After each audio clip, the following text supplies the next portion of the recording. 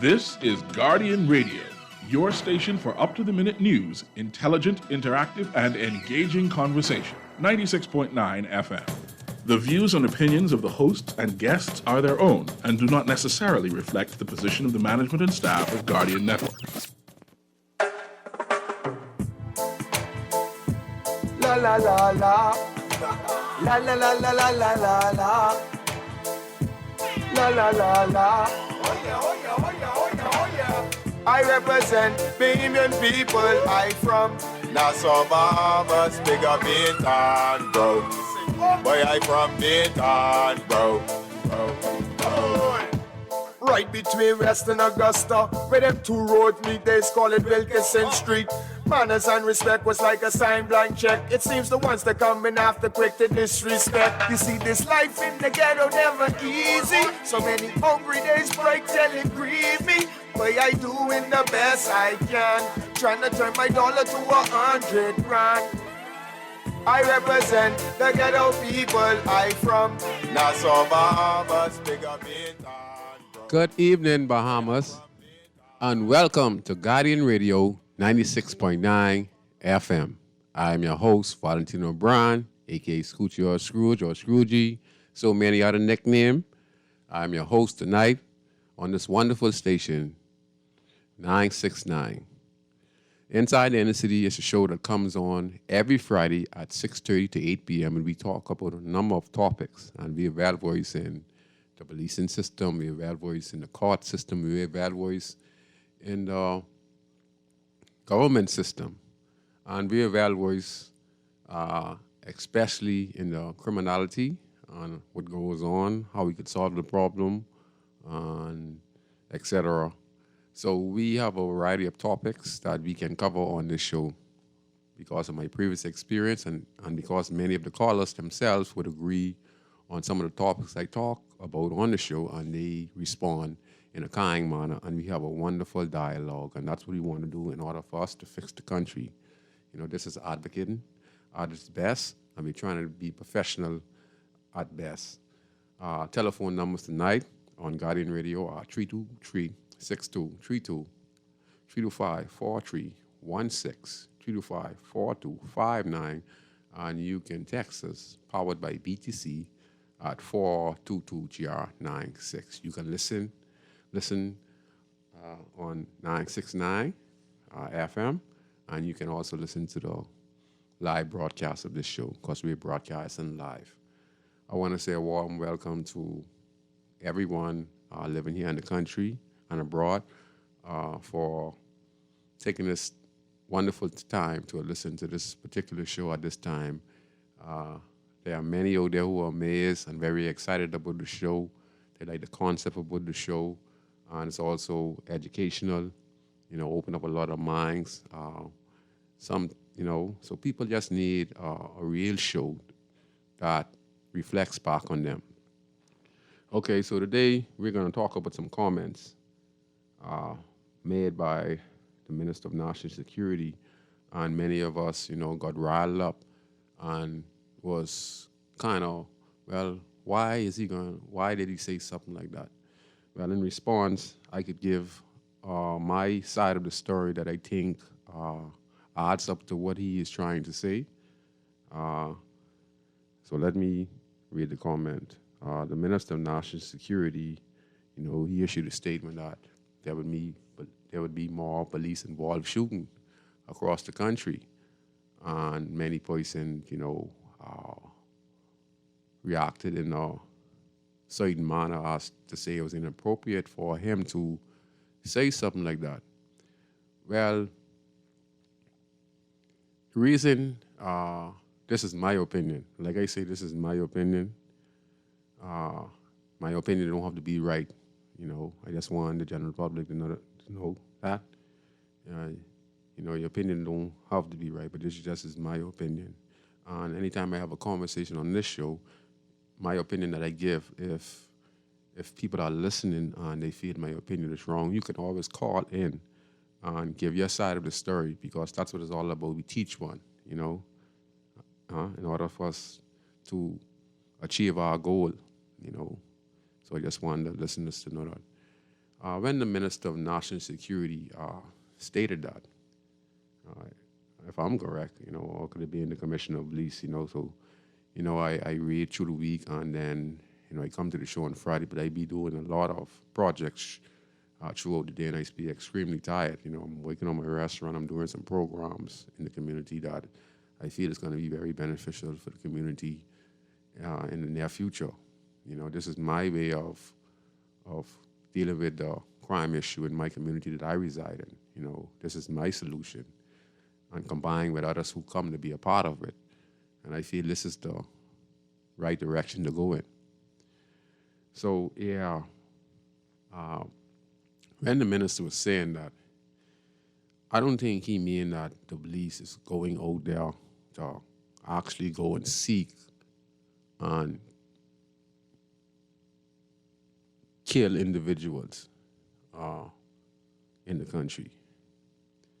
What are you saying as the Minister of National Security? He was in opposition. So now the data that he's receiving for extensive research over the previous administration that have been a part of the Ministry of National Security, both PLP and FNM. So there's a lot of statistics go back to at least 40 years. But in the last 25 years, they have done statistics based on the crime and level of crime and, the magnitude of poison shooting at police and police involved shooting across the country. So they have data, all right? And that data is presented to him as the Minister of National Security now.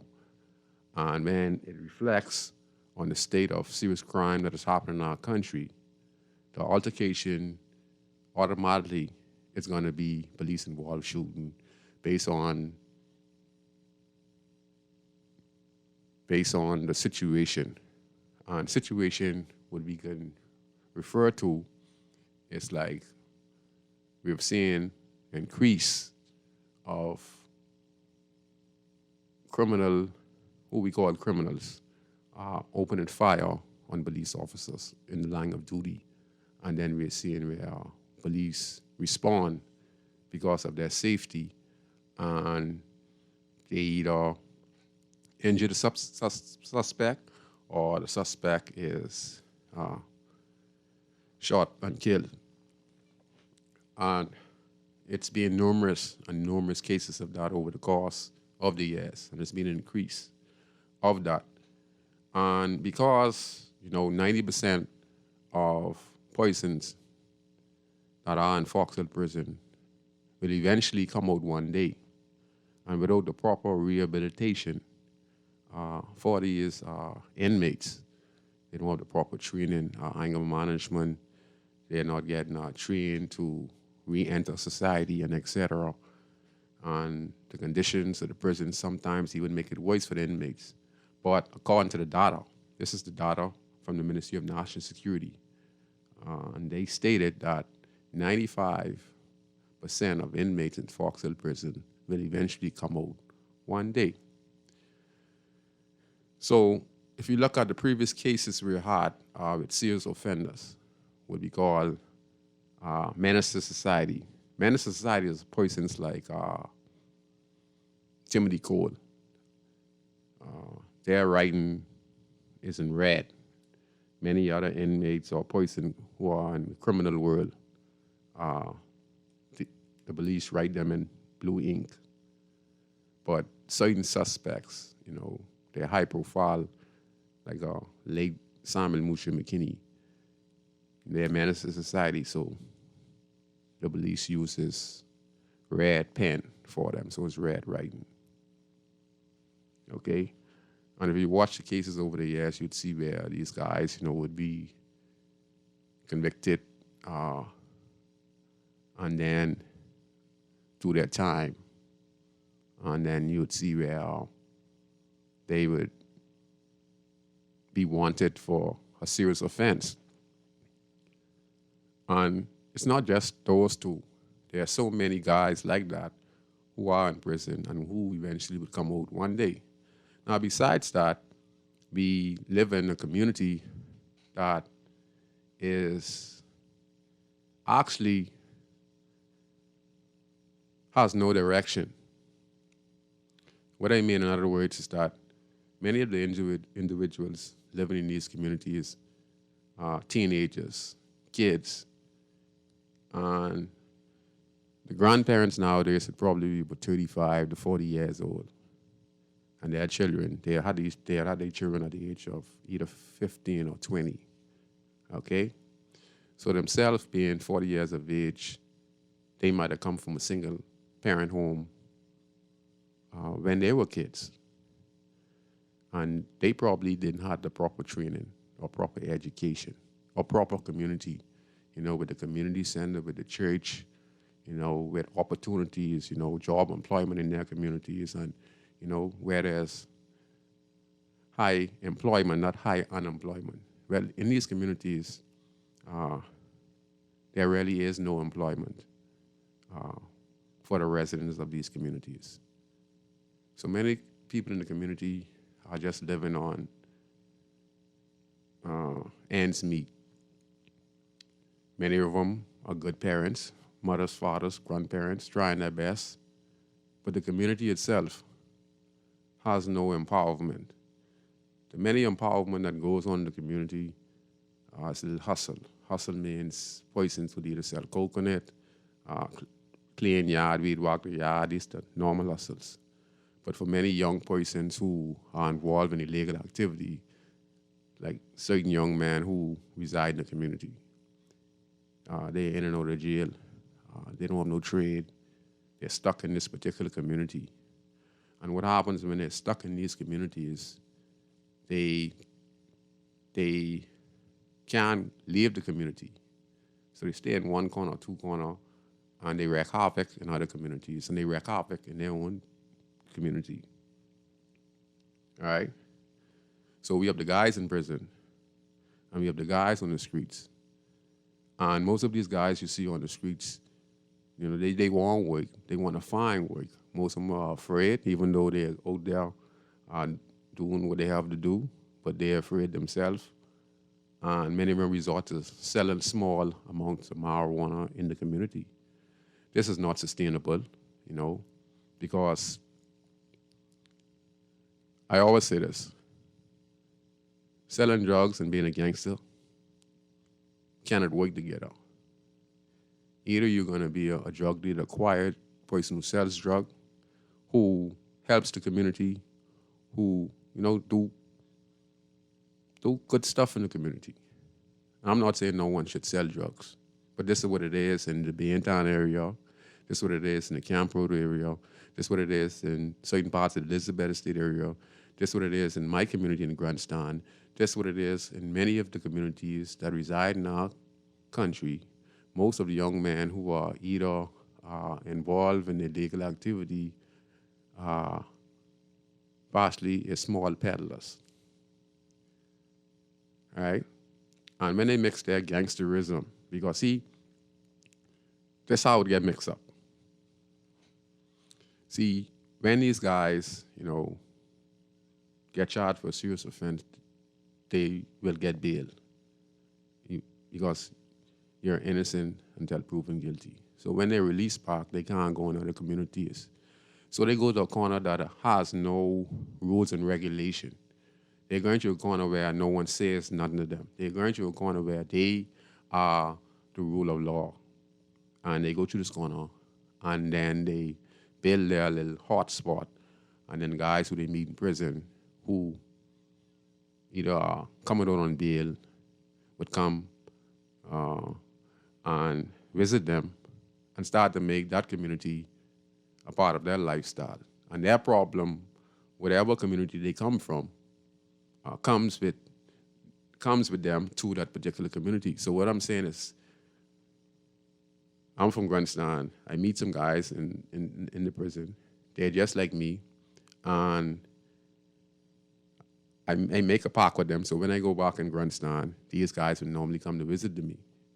And these would be my boys and my henchmen. So their problem becomes my problem. Yeah.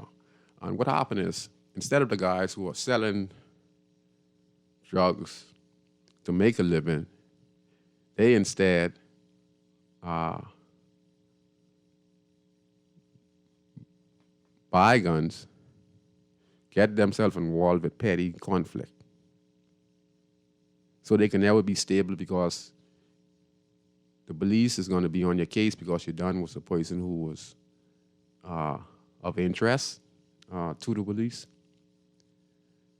Now that you have other friends and you're supposed to be just peddling on your community, staying low, staying out of trouble, but you're doing your illegal activity, but you're selling your little marijuana, whatever that you have to do. But now you're getting yourself involved in gang activities and you're using the resources of the marijuana to buy guns and to buy friends. And this is a no-no in our country, you know. And what happened is that these young men, after a period of time, you know, the police does their job by putting pressure on them and keep on going to these hot spots and trying to bust them and remove them from through the corner. Eventually, these young men get rough and tough.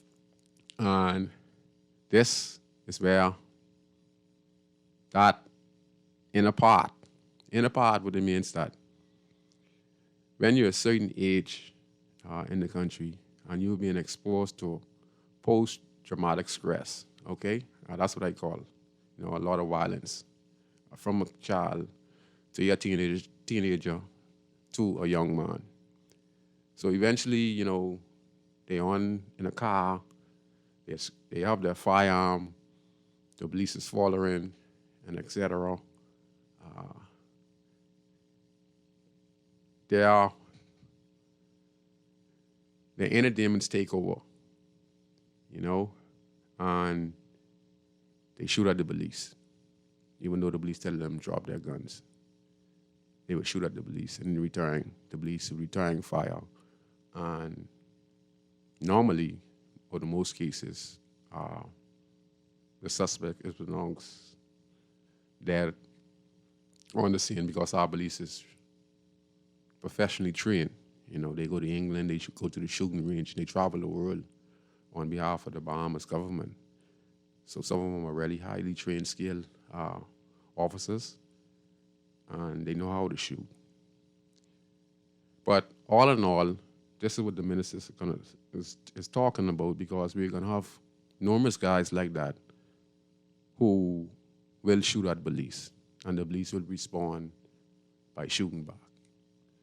Some cases, as we can see where police officers were charged about 2 months ago by a previous shooting that happened on Carmichael Road, and now they're before the court now, facing charges because something fishy went on with the case.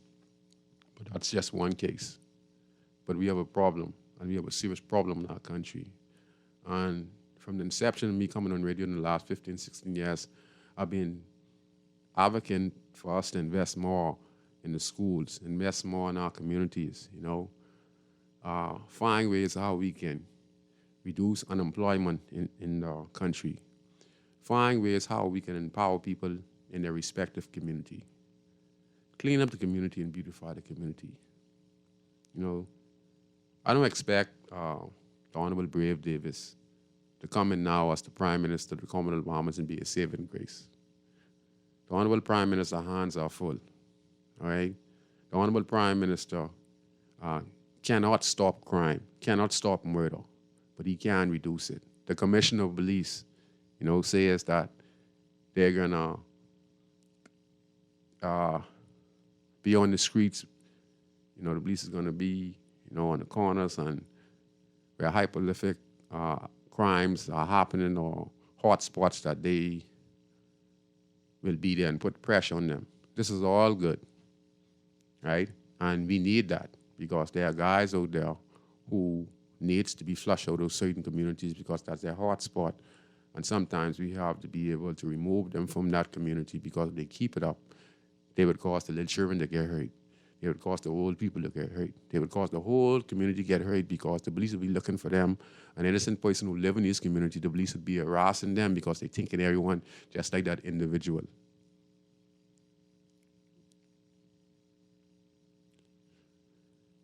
Yeah. So in our country, we have serious issues in our country. We just look at, if you're looking at crime statistics and say, we over 70-something murders. And we're going to keep on going over 70-something murders. It's July now? And that's, 7 months in? And we already have 70-something murders. This is on record pace again. We had the bloodiest month in the history of the country a few months ago. I don't want people to forget about that. We're on record pace for the historic murder rate. I think it was like 140-something. So we're in July now, and if you added the numbers, seems like 70 more persons out there is going to get slain. That could be me, that could be you, that could be your brother, that could be your mom, that could be your aunt, that could be a little baby. So I want people out there to understand something. We have a serious problem in our country, and you got to be able to save your own life. You got to learn of all these people you see getting killed. You're hearing stories on how this one steals this one gun, or how this one was in a relationship with somebody, and this or a drug deal going bad. You know the situation. So you got to program yourself and understand and say to yourself, let me not make that same mistake, because you could end up just like that. All right? We hear the stories of all these people getting killed. Argument, you're to a club and you get in an argument with somebody and you start to fight and the person run out of the club and get his gun and he come back and he shoot up the club and etc. If you know these things, try to avoid these things as much as possible to save your life. 70-something Bahamian people are really being killed for this year. And we all making the same mistakes over and over and over.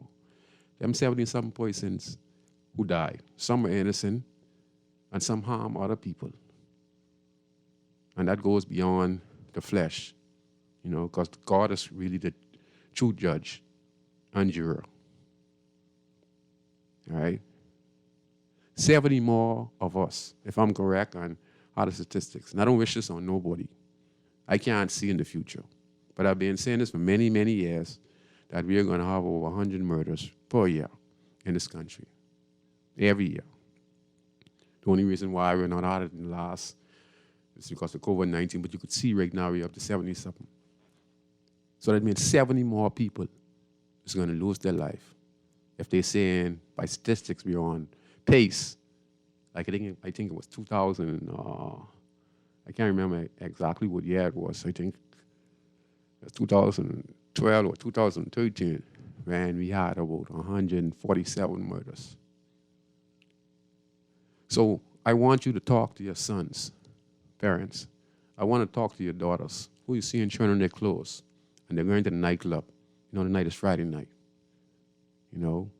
Talk to them before they go and tell them to stay away from argument.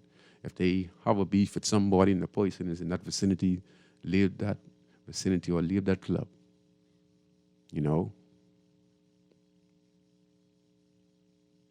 If you see you're going to get an argument with anybody, your neighbor or whatever the situation, understand that when you start to argue, you go from 0 to 100.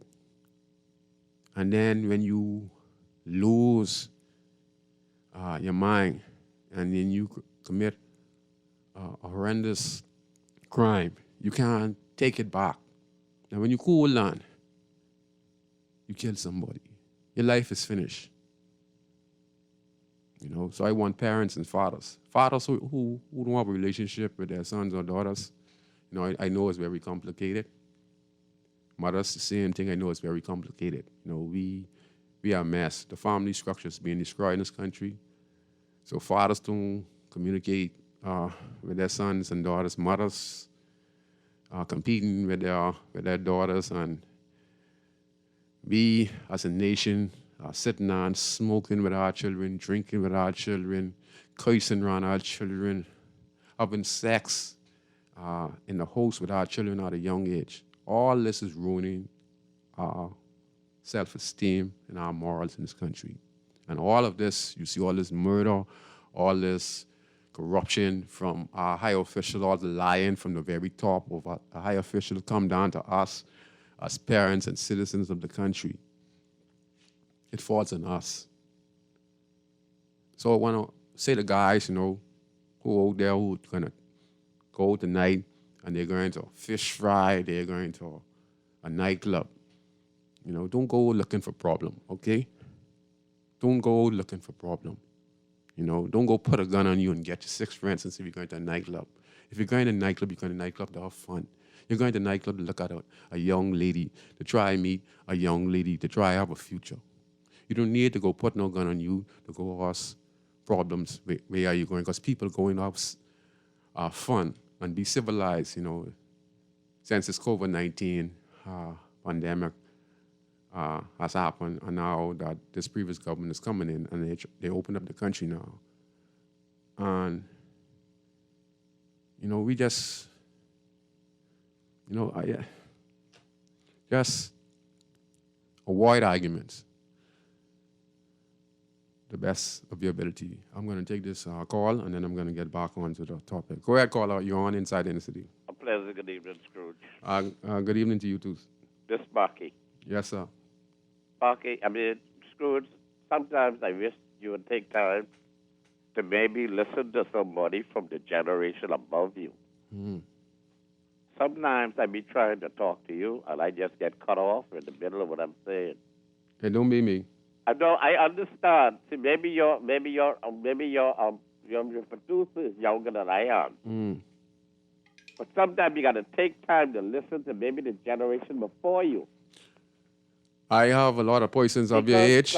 No, but listen. I have a lot of persons of your. I have a lot of persons of your age who talked to me many years ago. So you understand what I'm saying? Yes, sir. Sometimes we tell you what you went through. If your younger producer would give us a time instead of cutting us off, we be trying our best on our talk shows to help what's going on, but they don't understand, so they just cut because that's Sparky. And you listen to the people before you. See what you trying to do. See, this is what I'm saying again. You're on the radio now. Talk and make your point. You don't need you don't need to see. You don't need to do all of that, because when we tell you that, it's be like 2 or 3 minutes left on the show. So no, but I'm not going to even take that much time. Well, see, what I'm saying is, I went through the older people, then we went through that stuff before you went through that stuff, and we was going through that, and we trying to find out. All of a sudden, this stuff happened, and then you came up behind us, and then the whole country went haywire. Especially during the drug time when it infiltrated the Bahamas, the cocaine and the marijuana and everything. Mm-hmm. So one time ago, it seemed like it became under control. Mm-hmm. And then they brought in the drugs all over again. Yes. Especially when Freeport became what they call the Magic City. Yes, it was called the Magic City. When Freeport started with that drug trade and all that kind of stuff, that filtered back into New Providence. Mm. And then when all them we call the drug pushers and the lords and everything, they came down here and they started to fool the little children in school with all the gold chains, fancy cars, and all the kind of drugs and everything.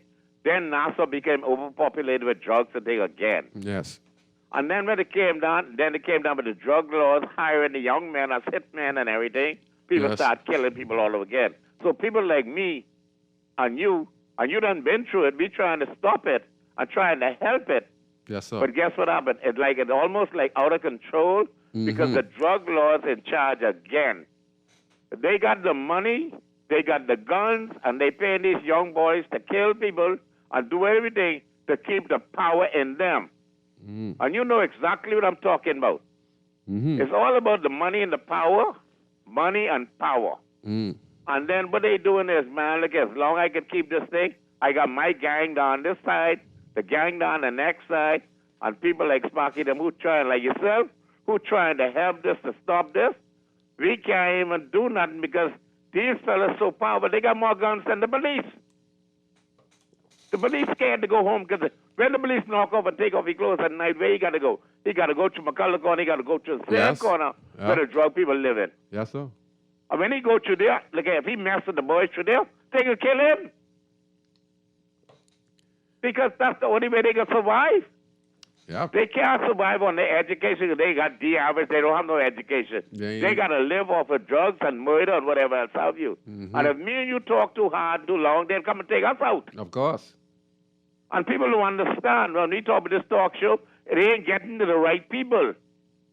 The talk show ain't getting to the right people. This talk show are the people like me and you who talking on this on Friday night and during the day.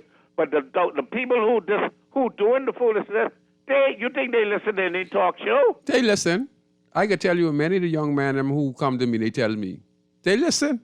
And what they do? What they do, they have to survive. Yeah, you understand that? They have to survive, my brother. They have to do what they have to do. I don't want you to think for a minute that, listen to me. When I tell you this, there ain't a high-ranking...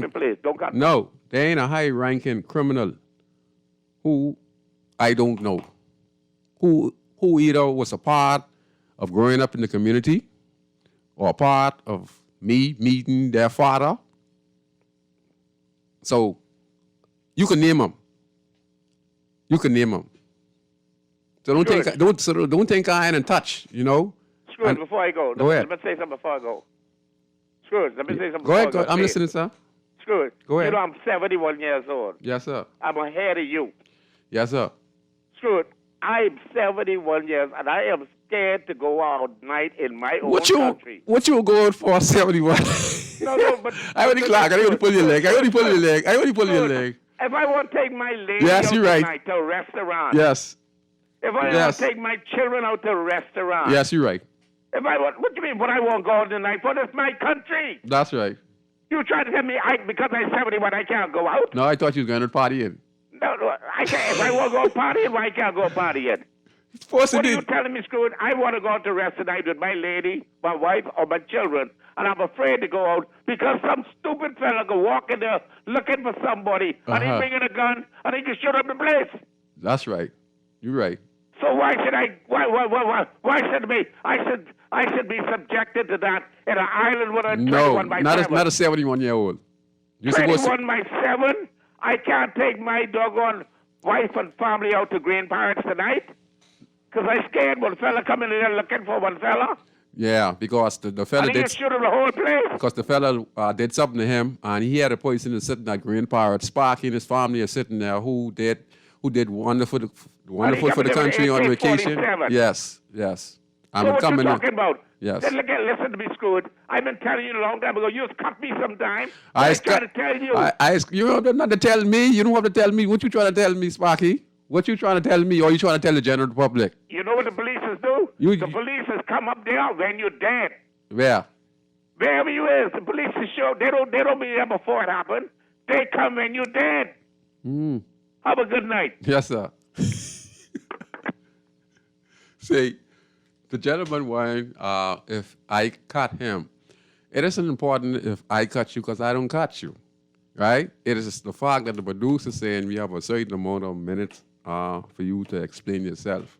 And we always know, you never have to say it's Sparky. Everyone in this country already know you, so you never have to say Sparky. Your voice alone, everyone that know that. All right? So we don't need another Sparky. Just as minute you pick up the phone and you dial, we already know the Sparky. You know? And like I was saying, for the last 15 years, and I've been talking about this.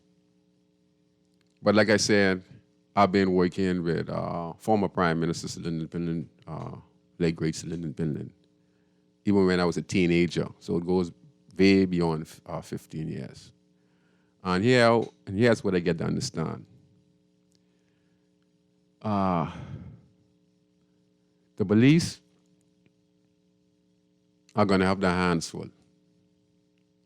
Like Sparky stated, 71-year-old can't go on the Green Parrots and with his family because, like he said, a person of interest could be in there sitting on his enemies, here he is in there. And they don't give a two-hoot about who is in this restaurant. And I want the general public to know that don't get caught up in this gang thing. We have issues bigger than gangs in this country. So don't let no one tell you about no gangs, Because I can tell you right now, gangs is the least of our worries. We have individual people in this country right now are just as dangerous as a gang with 100 guys in it or 200 guys in it, all right? We have a lot of persons who have mental issues in this country. And prison can't solve it, and a crime-infested community can't solve it. So, like I said, I want to advise persons who are going out tonight, talk to your loved ones, tell them, try to come home safe tonight. Tell them to avoid altercation. If they see someone who they are having argument or altercation, leave and go home. Try your best. Watch your surroundings. There are a lot of persons out there right now who are very desperate, and you got to watch where you park in your car, because a lot of people out there today, they're suffering so much, they don't have no more heart inside them, So be careful. The gentleman who just got stabbed on the Paradise Island Bridge, that's Pinky, I know him, I grew him up. He has been in and out of jail for many, many years. If people could recall, he is the father of a lady who got killed through Woods Alley a few years ago, along with her daughter, Anjanae. So he has a child with Anjanae. She was killed in a double murder along with her daughter. Pinky was the father of one of her daughters. So his daughter now is still living, so she has lost both her mother to gun violence and her father to knife violence. And, like I know Pinky from a little boy, and like I say, we all had our ups and downs, in these communities. And, he got stabbed to death underneath the bridge a few days ago. So that's why I'm saying to the younger generation and persons out there, try your best to stay away from altercation or arguments. It's real difficult. A demon is loose in the country. And this is because of the family value being destroyed in our country. Sparky speak on it a few minutes ago, and he going back to the drug era. And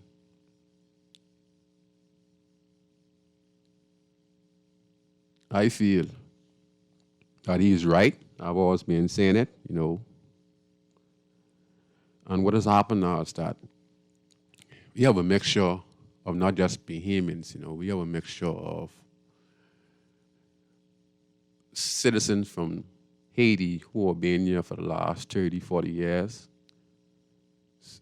And they have offsprings in our community. And they're stagnated in our community, in our country. And it's a mixture of Bahamian, and they're also Bahamians. We have to classify them as Bahamian because they're here and they're not going nowhere. They're just that they can't get the documents until, they apply for it, 18, 19, 20. And they're also in these communities. And it's been a big strain on us as Bahamians who are also struggling. But we don't discriminate in the country because of our laws, the immigration laws. And then we don't do proper, surveys to see how many people living in the community, who is Bahamian, who have their papers, and etc. And over the course of the years, these people have become citizens of the country. We can't abandon them. And many of them also resort to a life of crime. Many of them are in prison, a combination of Bahamians and Haitian nationals who are also Bahamians. So I don't discriminate. I'm just trying to say it the best way I can so people can get understanding in all of these communities. So we have that going on. Governments don't control the streets, okay? Sparky reiterated that the police come after someone dies or when someone calls the police. This is the reference that the community needs to be well equipped to deal with situation, have preventative measures put in place. Preventative measures is like this. You're supposed to have community centers in the community. You're supposed to have government information available in the community, like a center that has government information on the small business, have telephone numbers for BPL, has numbers for, different government departments, the hospital, etc. And this is set up this way so that when government has initiative and programs that can be beneficial to the community, it will be available to the community. Because, like I said, many people, are stagnated and stays in the community. So these urban renewal centers can be very beneficial to the community. As I say, have information on small business development that the government is offering. Also, the housing complexes that they are making available to Bahamian citizens. These can also be made available in the urban renewal center. Home repair can also be in the urban renewal center.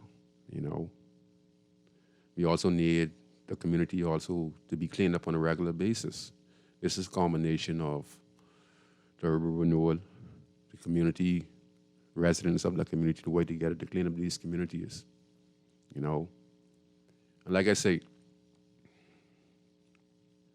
when the Minister of National Security made that comment, he got his data report from the Commissioner of Police. And by him studying it, he know that we're going to have occurrences where we have police involved shooting.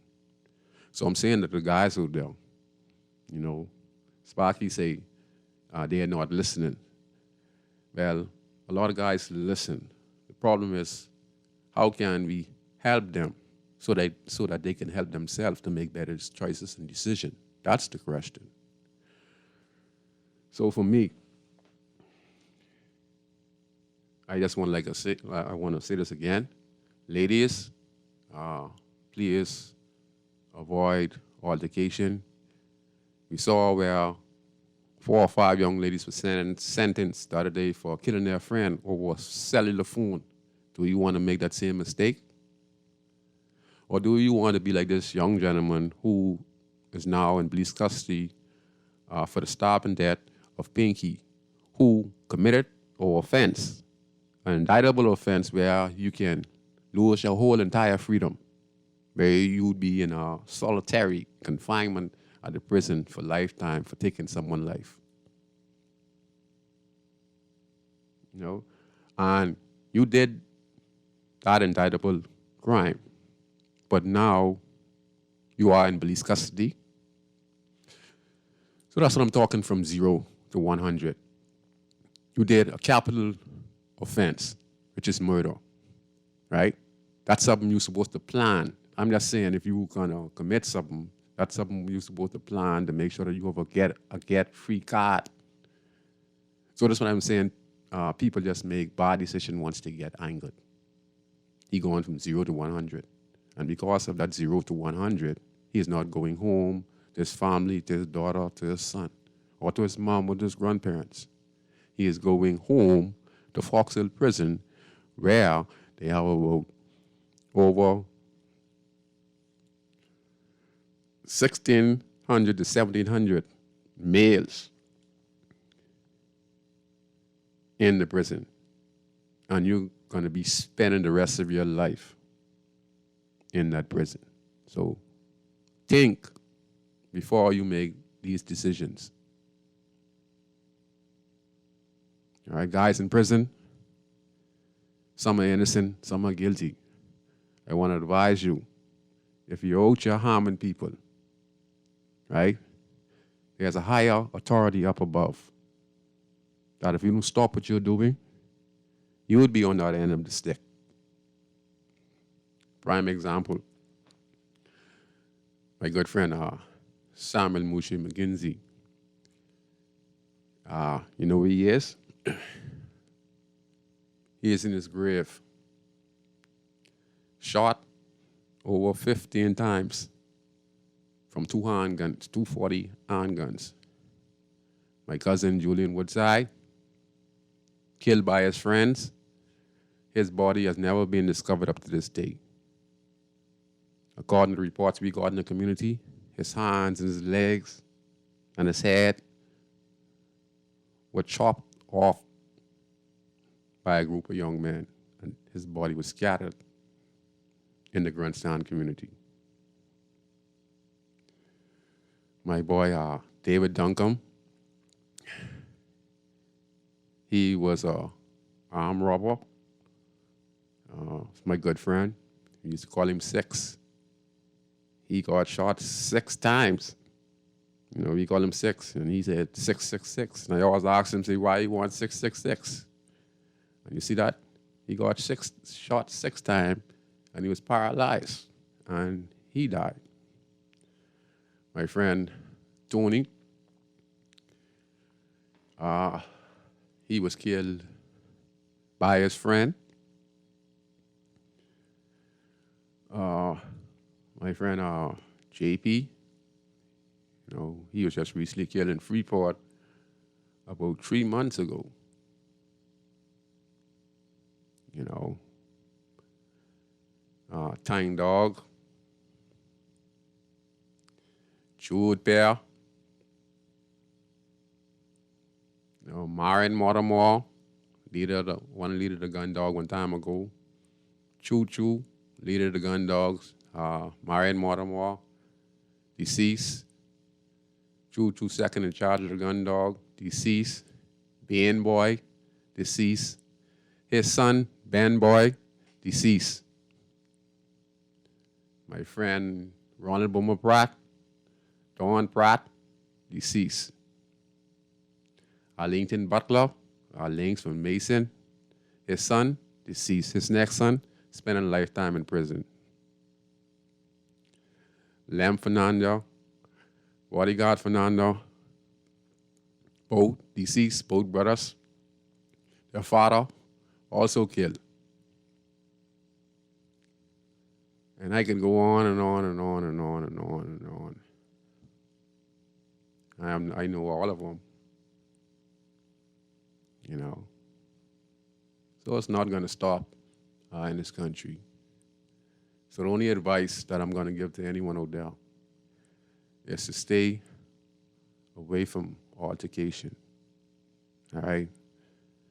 Read your books, study hard, save your money, stay away from company. Okay, we're going to take this call. Go ahead, caller. You're on Inside Inner City. Yep, Squizzy. Hey, good night. You know, you bring back memories. Me and you living with the same thoughts. You know, if I could go, that's Donkey, right? Marion Baltimore. Me no Choo Choo. They were my boys. I mean, like, you know, they was like, they was highly respected to me, and I like hate to know. But the thing is, Squizzy, and after all of this, as we sit and we could go back in retrospect, right?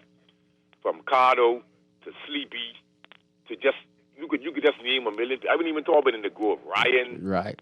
Just so many different people. Scray. Whitey. That's Whitey Sunday was telling me get shoot on Washington Street the other day, right? Yeah. I mean on the corner there. I don't know. But we could go from the Canberra area to Clinton.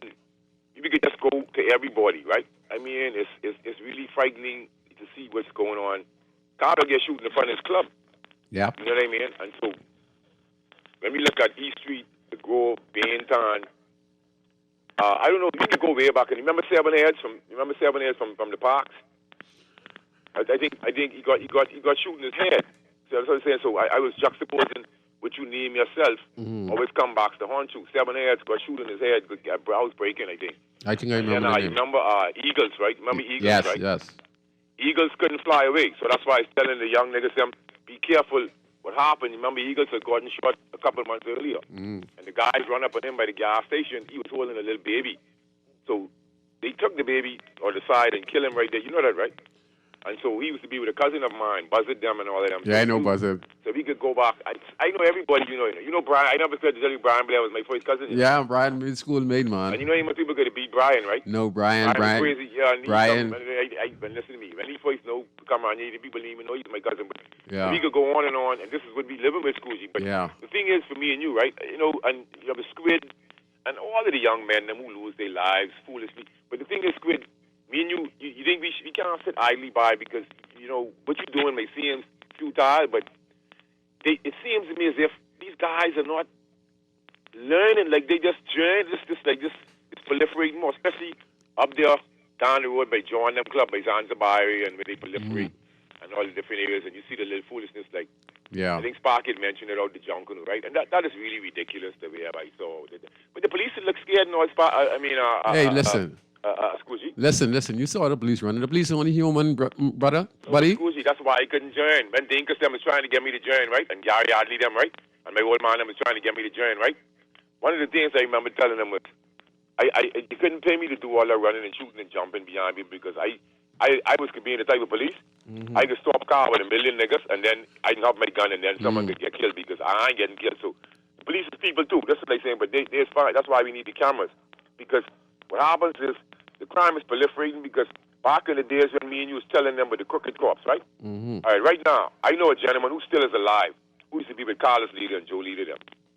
Right? They're the same people. But what I mean is from that era right there. Yeah. And the stories where he's taught, you would go and talk to him now and document these things, but it can't even be spoken on the radio. So this is when we in denial about how corrupt the country is, then we will stay in this position, in this 0 to 1, 1 to 0 paradigm. You feel me? And I don't care what nobody says, Scoozy, because as simple as you're talking right now, if me and you sit back in retrospect, we can name off. One day, me and my friend sat down. I called up and worked with 50 names who I know got killed just through. You see what I'm saying? Yeah. The streets just swallowing up like this and that. Yeah. You know, from the MCM Heart getting jerked up by MCM Heart, Toby Cartwright, Yeah. all the little people. This is Spot them, all these different people. You know, it goes on and on. It never stops. That's what I'm saying. The other day they shoot down a little scare boy. You know, I know he bar, right? Yeah. Scavo. He daddy there too. Yeah, the police kill him and you know, Scare was kind of hard. I don't think he's playing with the full deck, but me and him had a fight. But when you he was know, younger. me and Scavo them in the same generation. All us are top gangsters. You know, we used to yellow we used to down the day and time. Yeah, but Bengi still around. Yeah. Stepson. So sometimes there's a lot of information out there. But what I'm saying is, Scoozy, when it comes to corruption on the force, the only people would know that is people who are decent counters. Some things me and you see, we can't even talk on the air. No, we can't. can't. No, we can't. That's what I'm saying. But how you didn't? That's what I'm saying. So we know high society is living in a glass house in this world where every time you try to mention something about the police, they have a problem with it. Someone texted the other day, the gangs on the force, and they deny. Man, listen to me, man. If the gangs isn't on the force, why is it that the witnesses is getting knocked off and information is being shared and all these different things? Yes. How could these information be getting out to people, man? And we had the former commissioner, Ellison Green, he stated that he told his officers to stay away from where gang was hanging up. He was getting reports from his officers hanging around gang. Yeah, but it's not prolific gang members. We grew up in these communities with one another. We went to school Man, with one another. We things corrupt one another information. It's natural. I don't know why this be denying what is obvious. I send guys on the Royal Bahamas Police Force, yeah. When I was you a heard gang leader, man. what the lady name with the pleasant voice who's come on? Fitzgerald, something Fitzgerald. Yeah. Yeah, I can't remember. She's a very pleasant speaking lawyer. Yeah. She's very brilliant, but she ran a story about a young man who had joined the force. And he had told her why. When he saw the money or whatever. It's just some narrative she ran the other day. But when I called and when I talk about my encounters, I guess, you know, the thing is, I've had, you know, so much things are being done as far as money taken from me, all these different things that you can't, what it is, they count your money. All right, you're searching a suspect, right?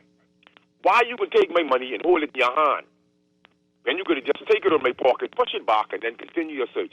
So when you ride off, you pass me the money back. When I count the money, it's short. So when I go on to the computer, they saying about short. So this is the type of paradigm you in, bro. Yeah. So God help us all, man. You Yeah. nothing we can do, good. No, some just things live we and can't die. control. Yeah.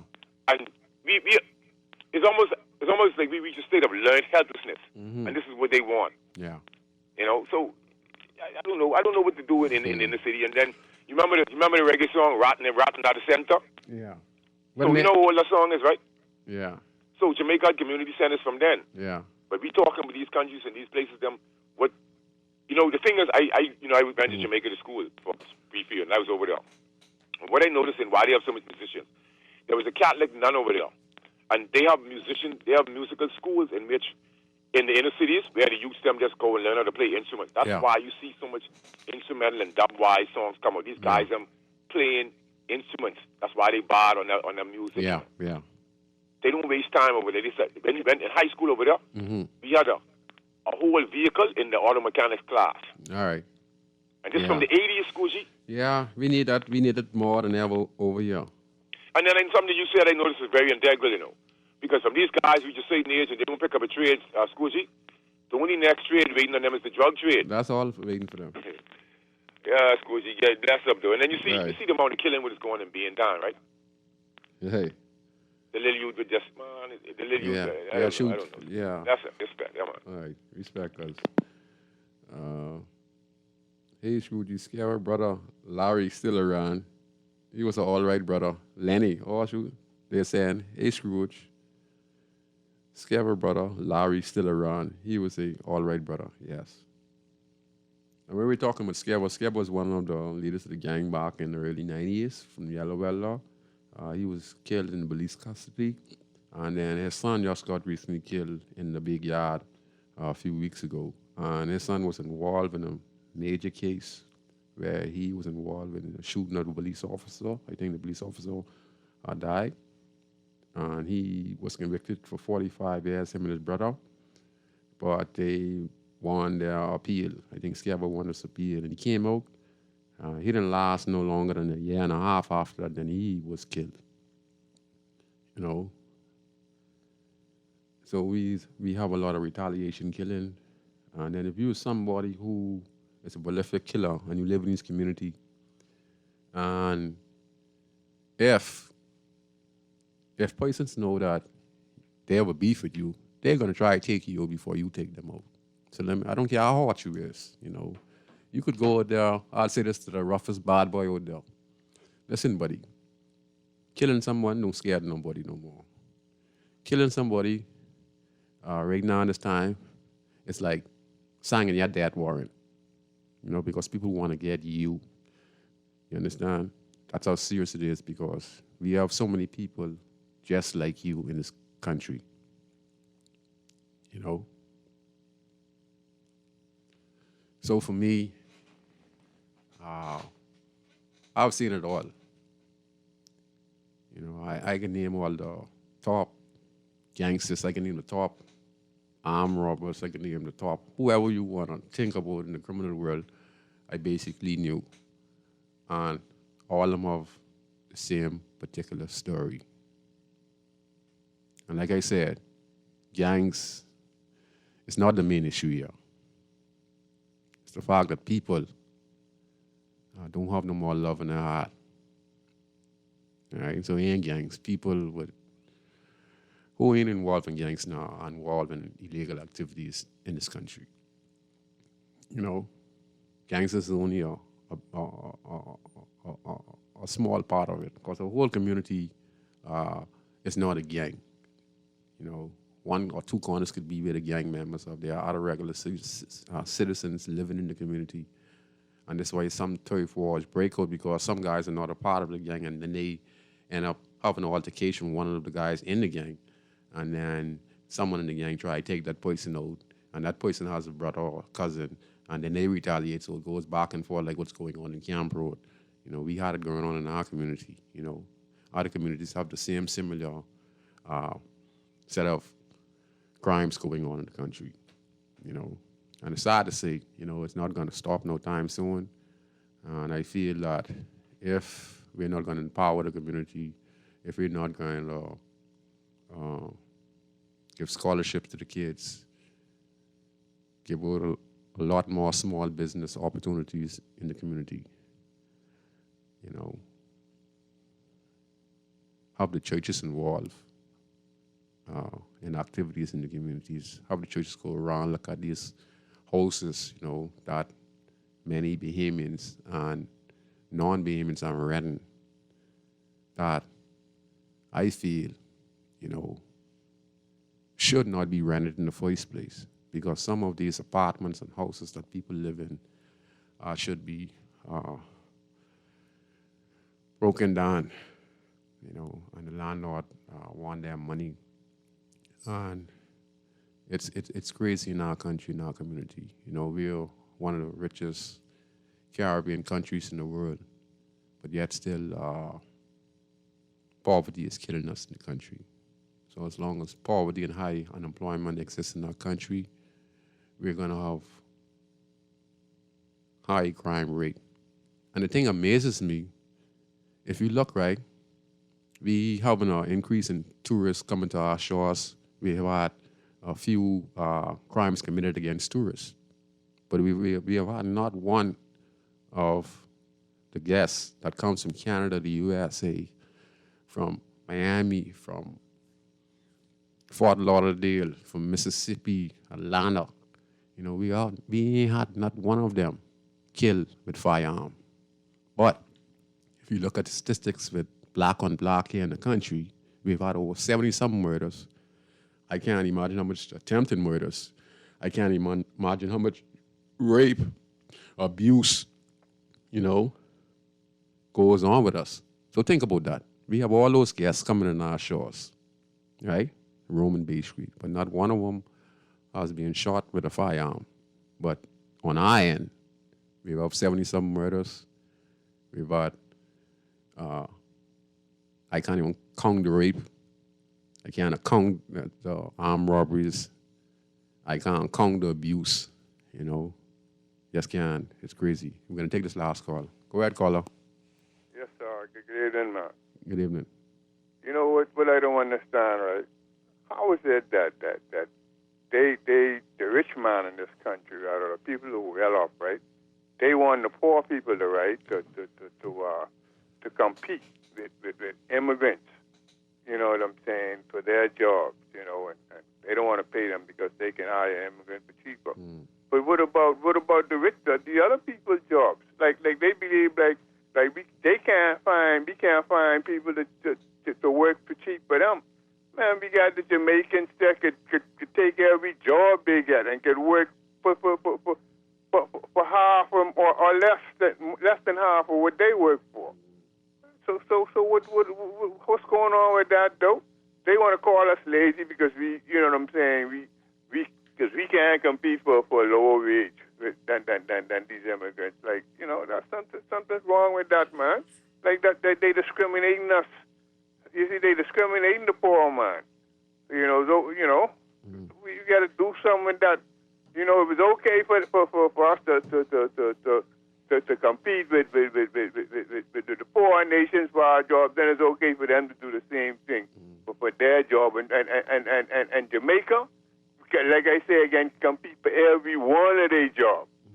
There ain't no job in the Bahamas that a Jamaican can do. You know what I'm saying? Do it like I say. Yeah. Half the price. Thank you. Okay. Yeah, and like I said, we have to teach trade in the school, all right? And I just want to say this. For me, this is my opinion, right? If we're not going to have a rehabilitation center at the prison, right, teaching trades, if we're not going to invest in the community directly, finding ways how we could get unemployment down, right? Finding ways on how we could repair the homes in the community, finding ways on how we could get rid of all these dialect vehicles in the community, build community centers, have the church involved in going door to door and finding out what the needs are, and we know what the needs are, all right?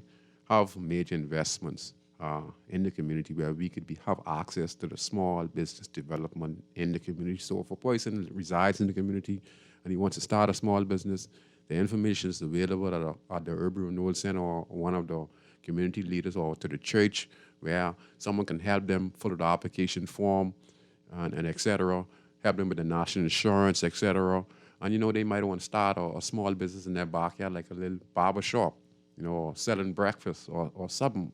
So we have to create in these communities now different small businesses in these communities to counteract the illegal activities that would happen in these communities in order for us to say, how are we going to be able to stop young men from being able to go into life of selling drugs and then gangs not selling drugs and gangs can't work together. All right? Because a gangster can never be a drug dealer because he don't know how to act. All right? He's a gangster. He's a bully. So when someone comes to them and say, man, boss, let me wait till Friday. Let me get one $10 play off you. All right? And he gives that to you. You duck him Friday.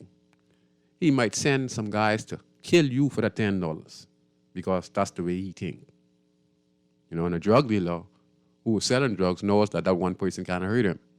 So he's going to let the person slip. And eventually the person is going to come back and double the pay. So that's why it can't work. It's very confusing being a drug dealer and a gangster. Very confusing. Can't work. All right? So for me, I live in the community and I see the challenges because so many people ask me for work. That's why I'm saying that.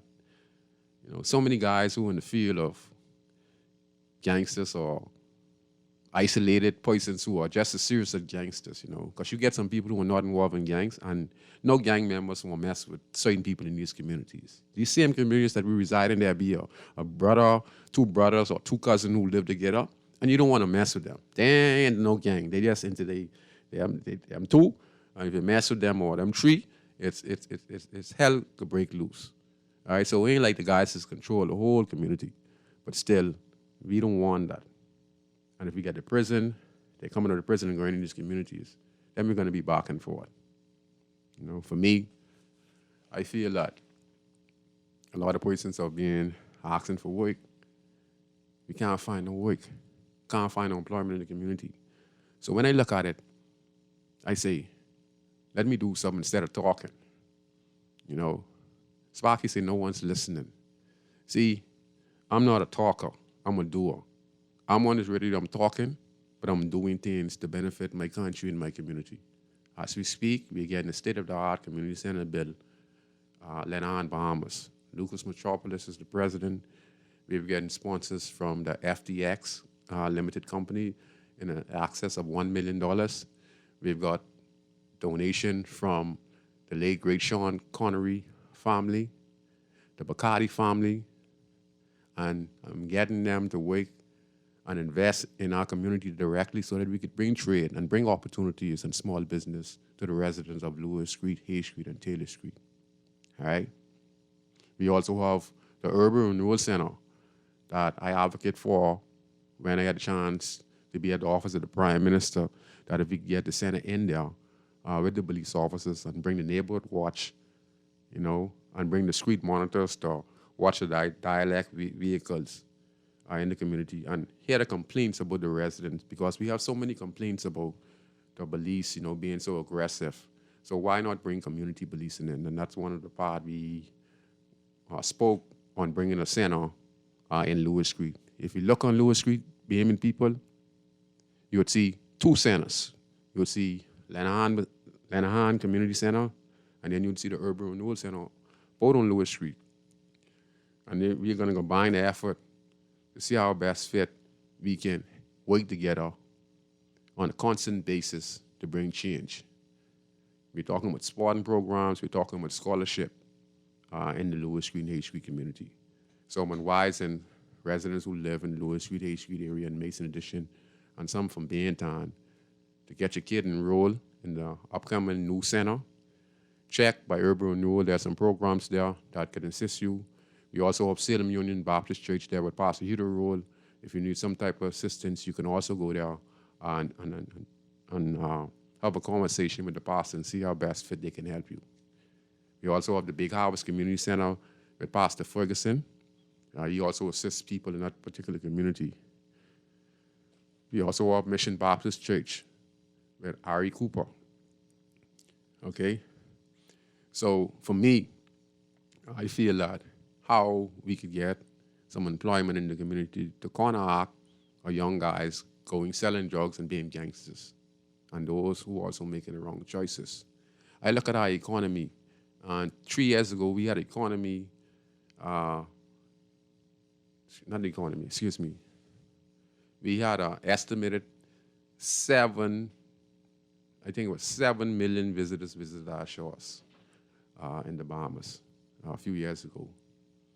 And they talk about the revenue that they brought here to the country. We have a high unemployment in our community, in our country. And I say that many of our kids are not going to be doctors, lawyers, and that's why we're falling through the cracks and we being unable to successfully bring the unemployment rate down in the country. I heard the Prime Minister a few weeks ago saying that, unemployment rate is down. Like I said, and I comment on it, that statistics, what you're talking about, Mr. Prime Minister, is not the real statistics. Sparky spoke on it and said, they don't know. Well, as we speak now, there are thousands of young persons residing in the Grandstand, Baintown, Camp Road, Mason Dixon area. And I can tell you this, thousands of them are unemployed, and they are not skilled, and they're just in these communities. So what you think is going to happen eventually? We're going to have more police shooting. We're going to have more people commit heinous crimes in our country. We will have more sexual abuse because it all comes down to one thing, money. It comes down to money at the bottom. At the end of the day, it comes down to money. Every one of those young men and female I talk to, they always ask me, you have any work, Daddy? Anything for me to do? I don't care what type of field they're in. Even the guys who sell in the little half baggers ask me if I get in the contract so I can help them. So it comes down to money, and we're going to have to find a way on how we can provide employment in this country. And it comes down to that. So I feel that if we could find a way to tap into that 7 million visitors that came to our shores about three years ago before the COVID-19, and we can find a way how we can build small mini marts through Mason Addition, to the brink of the hill of Baintown and Grandstand, right? Because if you look, we're only walking distance away from Bay Street. If we could establish ourselves as small businesses dealing with the tourism industry, and I'm talking about guys who good in making woodwork, ladies who could braid hair, we could have guys who could wood carvers, painters who could just do things in the Bahamas, fruits and vegetables on the side of the road, breakfast stalls, coffee stalls, and et cetera. You could have selling Wi-Fi and stuff like that. And why I'm saying that is because I've been looking at our statistics on crime against tourists. Yes, we have some rapes and assault charges that occur, right? And assault charges. But it's never no murder or where someone is pulling a gun constantly on tourists in our country. And then, like I said, we have 70-something murders. These 70-something murders was against my skin color, against black on black, but not against the tourists that was visiting our shores. In fact, most Bahamians are afraid of tourists. They talk polite. You could see the roughest set of person talking polite. Hey, buddy, how you doing? You like the Bahamas? Even the persons who are involved in illegal activities or person driving a car, if they see a tourist coming, walking over the hill, they'd say, hey, I don't think it's safe. I think you should go back. But here's what I think. I think Bahamian people, the right thinking Bahamian people, out of the 250,000 or 500,000 Bahamian people around the world, all right, I feel in my heart that we would never, ever hurt a guest who come to visit our shore. I feel that if we use the tourism industry the way we're supposed to use it for small businesses, and we could create small green spaces in our community to set up small businesses in the community to deal with the guests, we could create a lot of employment in these communities and create thousandaires and millionaires. We have to take a break. Okay, the producer is playing maestro music, and he said we'd have to take a break. So don't go away. We'll be right back on Guardian Radio 96.9 FM. But I doing the best I can, trying to turn my dollar to 100 grand. It's the most wonderful time of the year. Parents, it's that sweet time of year again. What are you talking about? It ain't Christmas yet. The kids are going back to school, so pick up your copy of the Nassau Guardians Back to School Supplement, cause It's the most wonderful time of the year. put your students in the latest styles at the lowest prices, because summer break is almost over, and our Back to School Supplement is filled with brand name back to school supplies at discounted prices, store locations, hours, and contact details. It's the happiest season of all. Advertisers, call the Nassau Guardian today at 302-2300 or call your account executive to get in on the 2-for-1 insertion deal. If it's uniforms, shoes, books, backpacks, calculators, art supplies, laptops, tablets, or whatever is on your back-to-school supply list, your ad should be in the Nassau Guardian's Back-to-School Supplement. It's the most wonderful time of the year.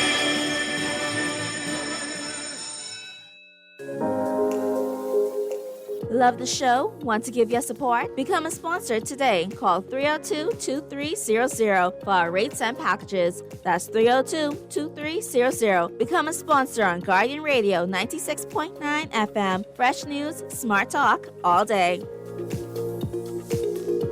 The new Guardian Radio app is here. Listen live to all our Guardian Radio shows and live video stream select programs in our studio. Get information about Guardian Radio shows and our hosts. Send messages including text, email, and even call. All from our amazing new Guardian Radio app. Download it free today in your App Store for your Apple device or Play Store for your Android device. The all-new and improved Guardian Radio app. The Access Accelerator Small Business Development Center is here to help small businesses throughout the entire Bahamas. To better serve you, we've made it easier to contact us. Call 461-7232, WhatsApp 359-0626 or 359-2394, email helpdesk@spdcbahamas.com, or submit a ticket when you visit our help center at accessaccelerator.org. The Access Accelerator, empowering small business. This is Guardian Radio 96.9 FM. Fresh news, smart talk, all day.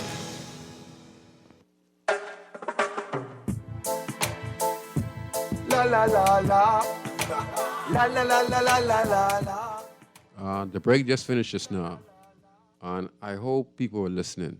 The Access Accelerator. They gave me some numbers. What's up? The numbers to the personal office. It's better contact for you. Please take advantage of the Access Accelerator program, small business, and try to establish yourself as a business person in this country. You need income coming in. See, getting paid from a job and then pay all your bills and then working from paycheck to paycheck can't work in this time.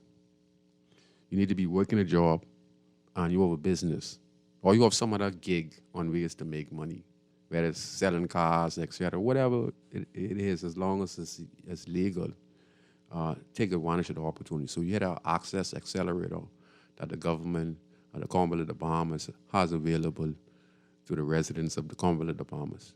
Take advantage. It's your money. Just make sure that you be responsible and that when you receive the money, you do exactly to invest properly, to manage it properly, and to make sure that your business keeps on going and gets stronger every day. Go ahead, we're going to take this last call. Go ahead, caller. Yes, Scrooge. What's going on, man? Scrooge, how is it that we allow our government, right, to spend money on a government ground, softball facilities, right? Facilities for old men who refuse to teach the youth some in the inner city baseball. You know, and you go around, you go to what's the name, the the University of Woodford. What's the name of the park down Woodford? They don't have a diamond. You know, Mario Ford them been playing baseball, and then they can't find a diamond to play on. What's going on with that? You know, they go to the sports center, right, and put money into the Bankers League Park. Come on now, the youth them can't go there to play ball. You understand me? Only when they bring these teams from away, these youth them to go there and play ball or somewhere. Or they go get some connection to do some camp to make money for themselves. They could go and use some facility. What's going on with that? We need to get real in this country, man, and put some facilities in this country for our youth. Them gymnasium, baseball, diamonds, and you know, I agree. Proper track facilities in this country. I agree. And stop playing, man. I agree. Thank you, man. I agree. Come on, you know that park, right, Scoot? Yeah. And you see only the old man is beyond that park, right? Yeah. Come on, man. I see the other day, a couple of years ago, Fred Papa Smith, they run him from there and send him out to the grass to play baseball. Come on now. That's bad. Someone shouldn't be spending no money for no old men who won't put no time into the youth, do nothing for the youth. Old men. That's wrong. Thanks. Okay. Thank you very much. Wow. It's crazy. And again, I just want to remind those out there, you're going out tonight. Be responsible for your own life. Look at all those persons who lost their life over the years. We all hear the stories. So look at it and analyze why Pinky got killed underneath the bridge, right? Analyze it and apply it to your life. Look at the successful business people in this country, see what they are doing, and use it to your benefit, okay? And again, be careful, Bahamians. We go from 0 to 100.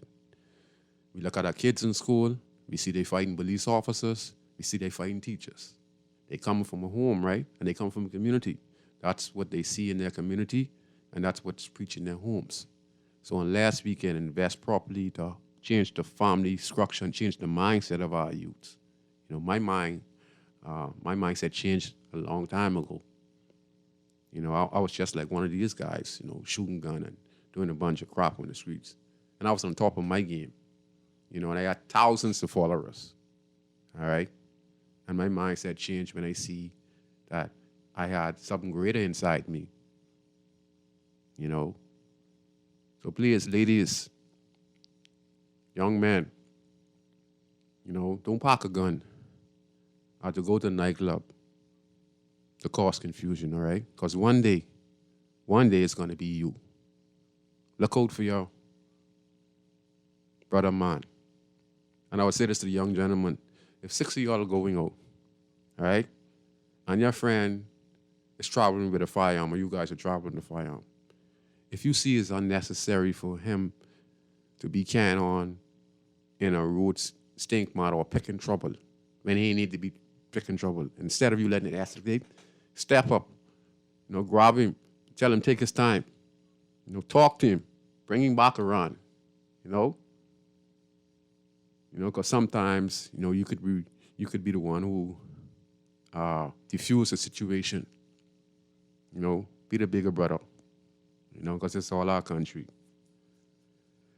you know. And like I said, you know, I feel we're gonna have to invest seriously in the community. We're gonna have to find ways on how we can bring the unemployment down. And let me give you a quick rundown of Lewis Street. Lewis Street has the Urban Renewal Center, Lenahan, Bahamas. My plan that is in play now, I'm working with my private people. Besides Lenahan, Bahamas, I'm working with a husband and wife who assist me the best way I can, the best way they can. And gradually we're developing Lewis Street, turning it into a tourism destination. Till 5 o'clock, it's going to be a safe zone in a walking distance. We're also working on now a small business center. In there, we're looking to grab all the guys who are good at manufacturing. Like, for instance, my friend Jerry, he's good in making Junkanoo dolls. My cousin Rod, he's good in wood carving. And we want him to be the teacher. So we're building a community center through Lewis Street. And they're going to be manufacturing and teaching the next generation about woodwork, about making Junkanoo dolls. And we're going to have some girls who braid in here to come in and teach the younger ladies, younger females in the community about these specific trades. And this is my part of giving back. You know, this is not me talking. This is my strategy to deal with crime in the area, because I feel that if we work in this particular area, we're close to Bay Street, and if we have the greens places, I have my restaurant, Tiger and Kermie has their bar, the next two bars are on Lower Street and Hay Street, and then we add some small little green spaces, some of the yards around the corner we're going to clean down nice and neat. You will start to sell Wi-Fi. Some places are going to be a tea and coffee stand. Some places are going to be some stalls on the side of the road where you can just sit down and probably get your nails too. So that's what we're looking to construct in Lower Street, and see if at the end of the day, if we can get at least in the next year or so, at least 30 persons who have their small business set up in the Lower Street area. And that is something that we're working on now. And Lenahan is also going to provide training, but we are doing something to get all the guys with trades, and then we're going to utilize them, get a paycheck together, and teach the next generation of kids. But at the same time, we're going to start a small business in the trade center that'll give each and every one of them a small business loan.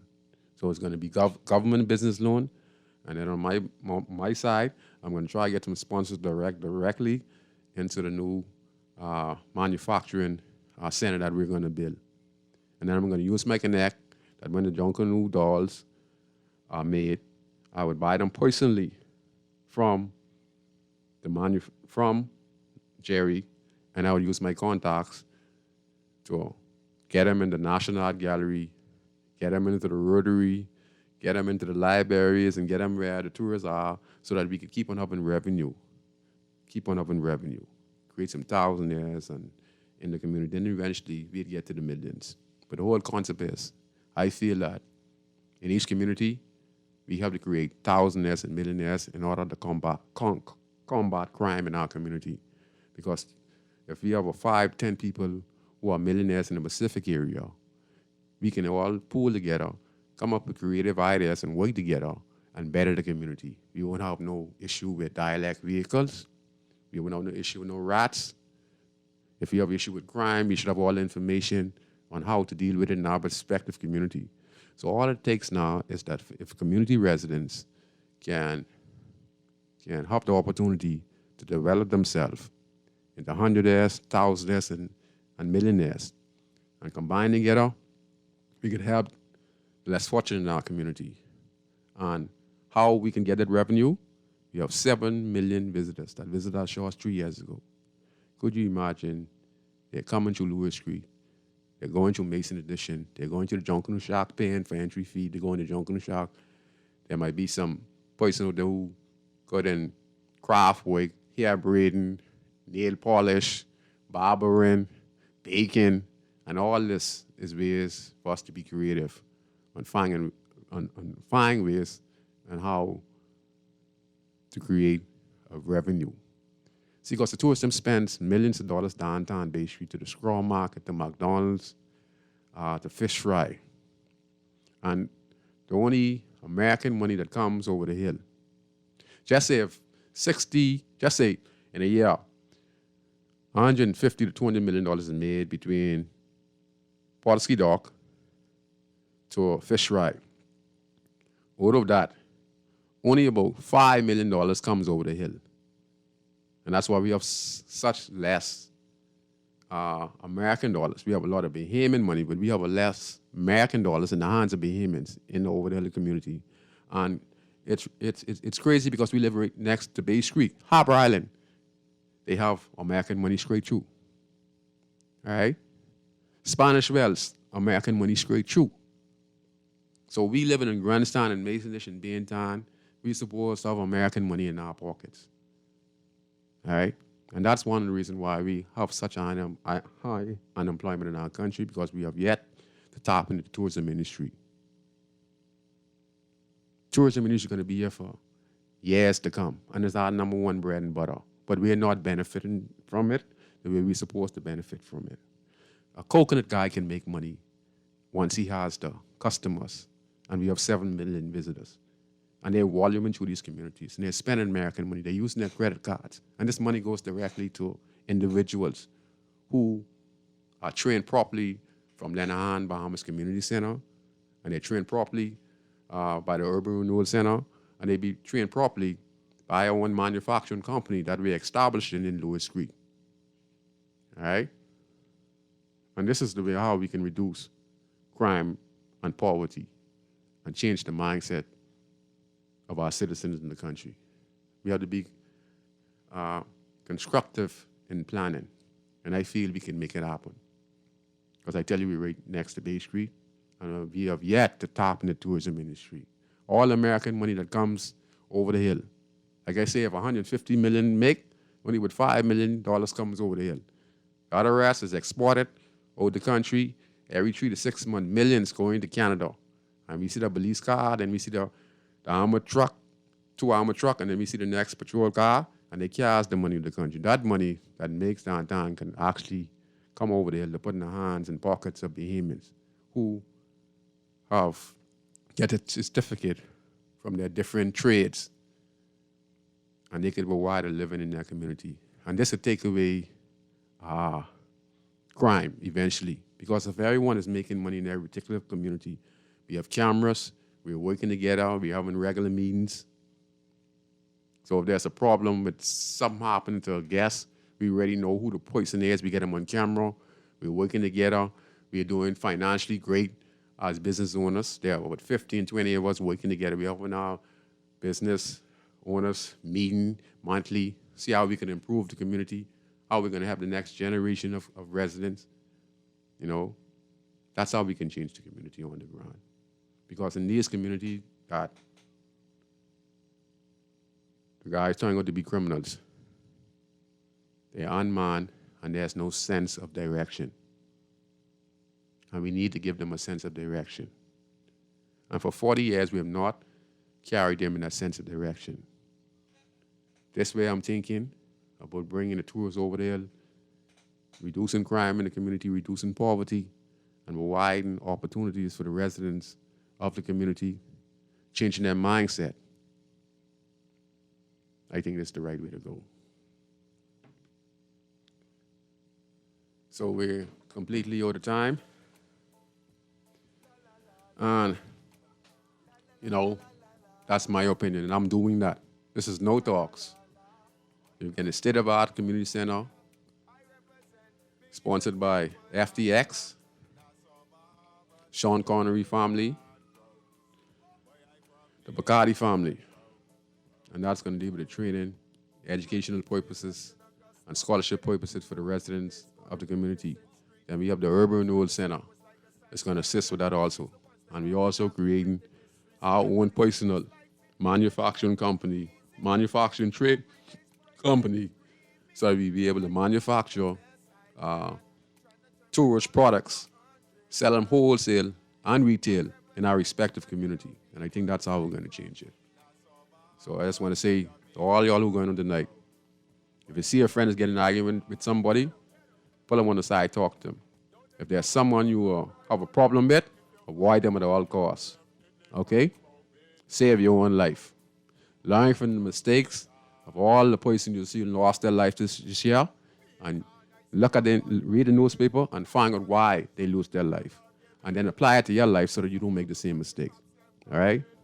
So I'll see you next week on Inside the Inner City on Guardian Radio 96.9 FM. I believe it. Watch them only pass for a season. Cutlass, I gon' weed them. I represent the ghetto people. I from Nassau, Bahamas, big up Bintan, bro. Boy, I from Bintan, bro. Don't take no back talk, no bribe or no joke. If you find fire, you definitely find smoke. Bintan, bro. Boy, I from Bintan, bro. Ah, my son, that boy, what happened? Straight to the Bintan, boy, from Bintan.